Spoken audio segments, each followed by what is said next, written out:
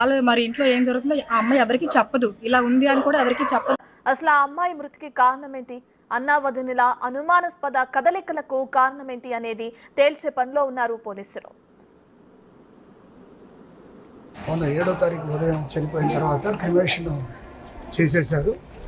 దాని తర్వాత నిన్న ఈ నాగేంద్ర కాలనీ అంతా కూడా ఆ అమ్మాయి మరణం వెనకాల వాళ్ళ అన్నయ్య వాళ్ళంతా కుటుంబ సభ్యులంతా ఉన్నారని చెప్పడం జరిగింది.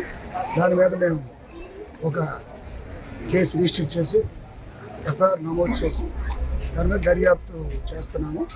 రాత్రి వాళ్ళు నాగేంద్ర కాలనీ వాళ్ళు వచ్చిన తర్వాత వాళ్ళు కంప్లైంట్ తీసుకుని ఎఫ్ఐఆర్ నమోదు చేసి చేస్తున్నాము. రాత్రి కూడా క్రూస్ టీము వచ్చింది. సైంటిఫిక్ ఎవిడెన్స్ కూడా చేస్తున్నాము, టెక్నికల్ ఎవిడెన్స్ కూడా చేస్తున్నాము.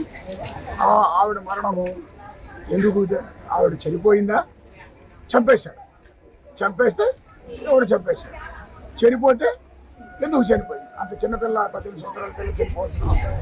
ఈ కోణాల్లో దర్యాప్తు చేస్తున్నాము. దర్యాప్తు అంతా కూడా బహిర్గతం మీకు ఎప్పుడప్పుడు చేస్తాము. వాళ్ళకు కూడా ఎప్పటికప్పుడు ఏం చేస్తున్నామో చెప్తున్నాము. ఎవరికి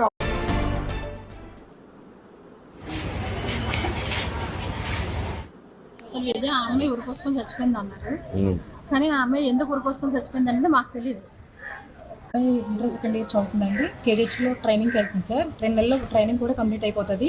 తనకి ఇంకా వేరే వాళ్ళు కూడా జాబ్ అడిగింది. నేను జాబ్ చేస్తాక నాకు ఏదైనా జాబ్ ఉంటే చూడండి అని కూడా చెప్పింది. కానీ ఏమైందనేది తెలియదు. ఇలా తను నైట్కి ఉరేసుకొని చనిపోయింది. మరి ఏం జరిగిందని మాకు తెలియదు. కిందకి తీసుకొచ్చారు బాడీని. తీసుకొచ్చిన వెంటనే వితిన్ సెకండ్లో తీసుకెళ్ళిపోయారు. తీసుకెళ్ళిపోయి తనకి పెట్రోల్ వేసి తల్లిన అవసరం ఏమొచ్చిందో తెలియట్లేదు. కానీ ఎవరైనా సరే లేదు అంతా మేము దగ్గరికి వెళ్ళి బాడీని చూపించండి అన్న కూడా మొహం చూపించలేదు ఎవరికి. కానీ వితిన్ ఎవరికి చూపించుకున్న వెంటనే తీసుకెళ్ళిపోయి పెట్రోల్ పోసి తగిలింది. ఇంట్లో ఎవరు లేరు, ఒక్క అమ్మాయిని ఇంట్లో పడుకోబెట్టారు. తల్లిదండ్రులు లేరు, చనిపోయారు. అన్నయ్య వదిన దగ్గరే ఉంటుంది అమ్మాయి, వాళ్ళే చదివిస్తున్నారు.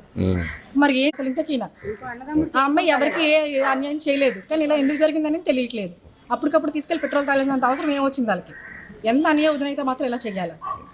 ఇప్పుడు అందరికీ ఇప్పుడు అదే ఉంది మనసులో, ఏం జరిగిందని తెలియట్లేదు.